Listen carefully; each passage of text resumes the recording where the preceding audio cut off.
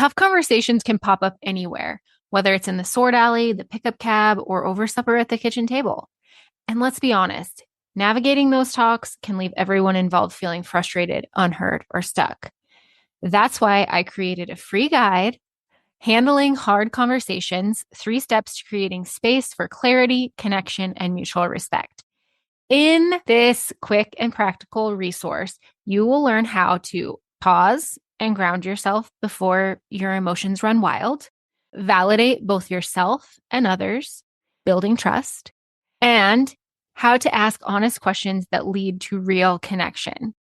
These 3 simple steps can help you communicate better and keep your relationships, whether it's with your family, your crew, or your spouse, strong and steady, even on the hard days. Download your free copy today and start moving more smoothly through those hard conversations with confidence. The link is in the show notes, so go grab it now. Here's to drawing good movement.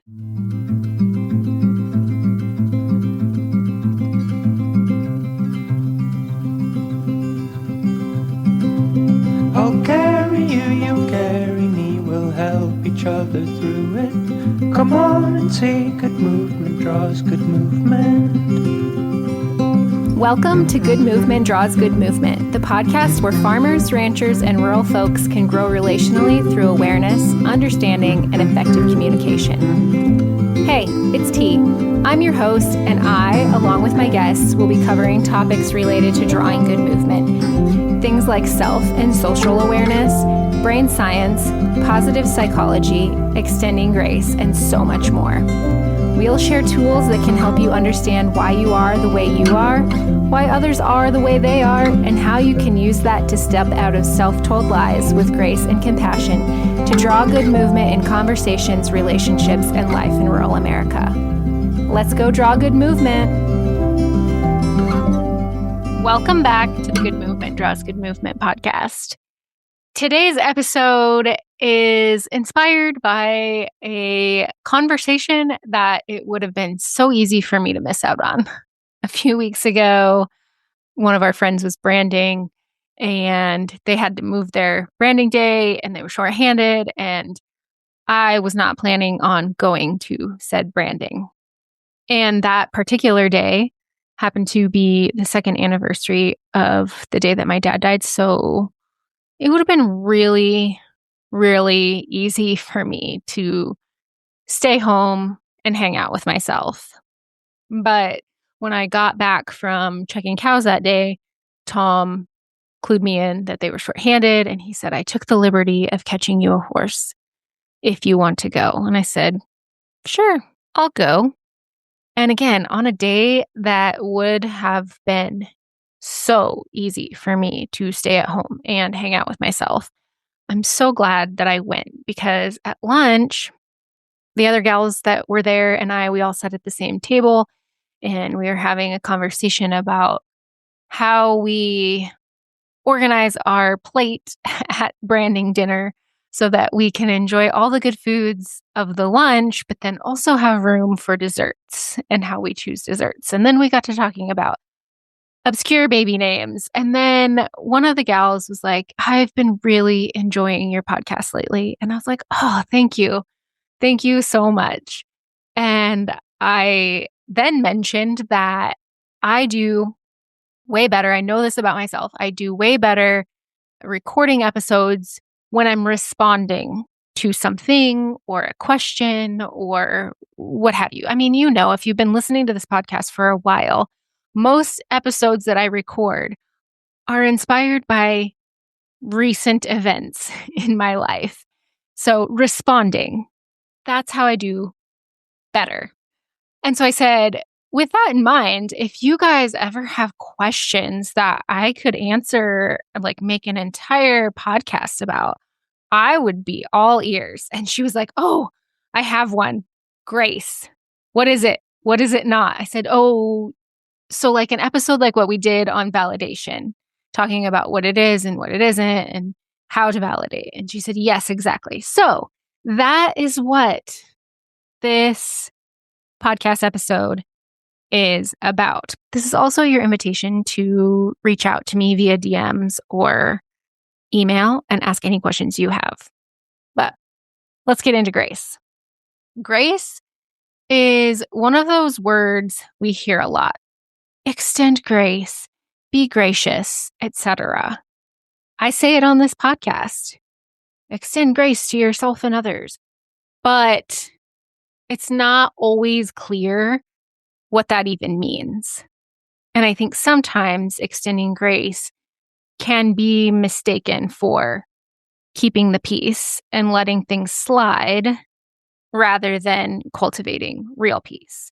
So today we're going to talk about grace, about what it actually is, what it's not, and how learning the difference can change how we show up, not only for others, but also for ourselves. So this is the part where I want to clear up what grace is not. Grace is not a free pass for bad behavior. Grace doesn't mean you let someone keep treating you poorly. Forgiveness is free, but rebuilding trust, that's earned. Like, people have to show you that you can trust them.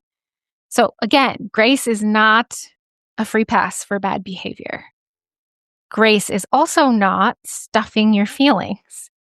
Grace is not swallowing hurt to keep someone else comfortable or to keep the peace. If you're offering grace but losing yourself in the process, it might not be grace. It might be silence dressed up like grace. And I have been guilty of that. Grace is not enabling. Grace does not mean you keep rescuing people from consequences. You can love someone and still let them face the outcomes of their choices. Like a couple episodes ago, in the story of me apologizing to Tenley, our daughter, her falling off her bike is a natural consequence.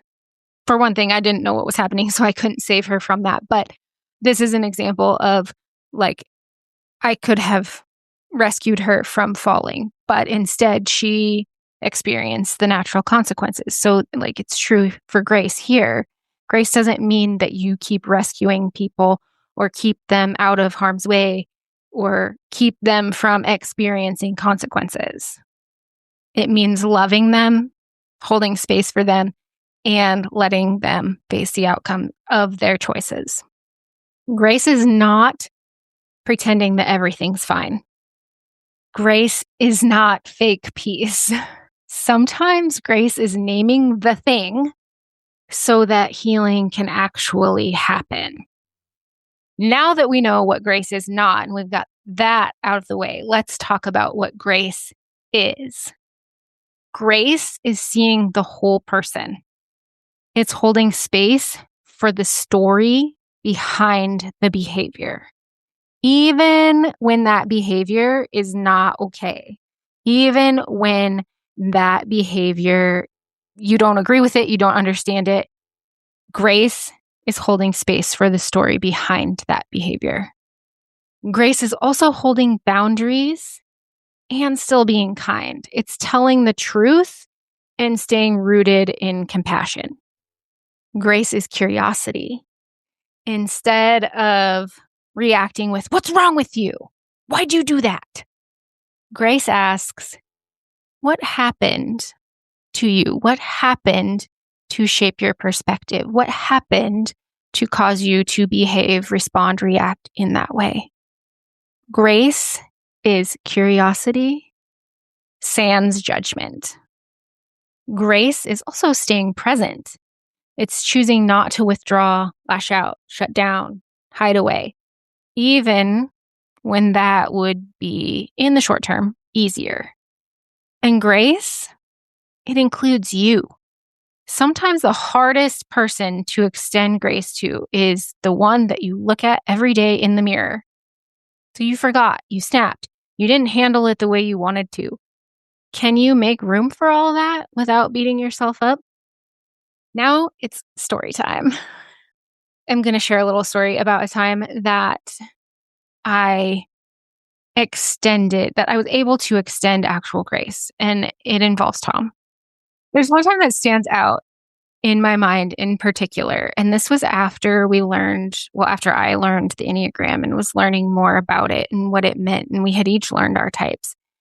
But prior to that, when we were working together, there would be times where Tom would say something critical, and then I would, not take it well. And then it would be this whole big fight situation. After we learned the Enneagram and learned that he is identifies is Enneagram type 1, who has an inner critic with him all the time. After learning that and learning that type 1s will say things, let some of that criticism that's happening in their head come out their mouth, I was able to extend him a lot of grace there. So this one time in particular that's standing out in my mind is we had just weaned calves and we were trying to shuffle some things around, and we needed calves in the pen so we could move the cows by or something like that. And he was having trouble. I went to go get the kids off the bus, and then I was going to help when I got back. And by the time I got back, there had been enough trouble in trying to get the calves in the pen that he was very frustrated. And so critical things were coming out of his mouth. And because I knew the story behind the behavior and that the inner critic is something that he lives with, and that sometimes he has to let the critic out of his mouth because it's too much to hold inside, and that it was not directed at me, I could extend him grace and stay there and help instead of taking it personally and thinking that it was directed at me, even when it wasn't. And so then we got the calves in and we got the cows moved and everything went fine. Now, these things, like critical things, still sometimes come out of his mouth, but also in this journey, he's been able to extend himself a lot more grace, knowing, again, the story behind those behaviors. And it's been a really cool thing to get to witness, is the grace that he's also now able to extend to himself. And he doesn't know that I'm telling this story, so I might tell him before it airs just in case he doesn't want it, but here we are. Anyway, getting the calves in the pen was still a stressful situation, and it was not easy because grace doesn't erase the hard. It just holds it without turning it away. So I was able to stay there and finish the job because I was extending grace. Grace is what keeps connection possible after mistakes, after lapses in judgment, after things that you do that you wish you could take back, but you can't.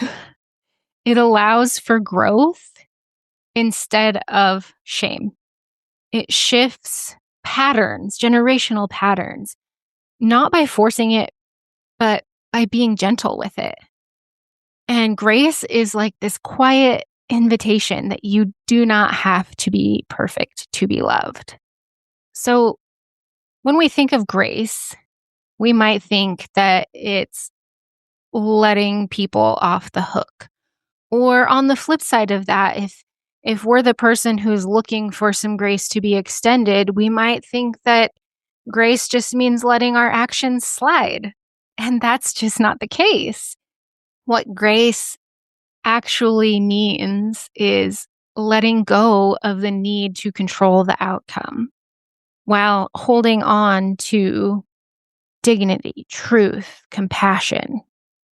So I want to leave you with a little journal prompt.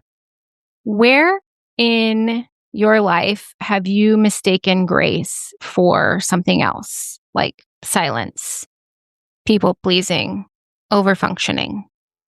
What would offering real grace, truth telling grace, dignifying grace, boundary holding grace, what would that look like instead?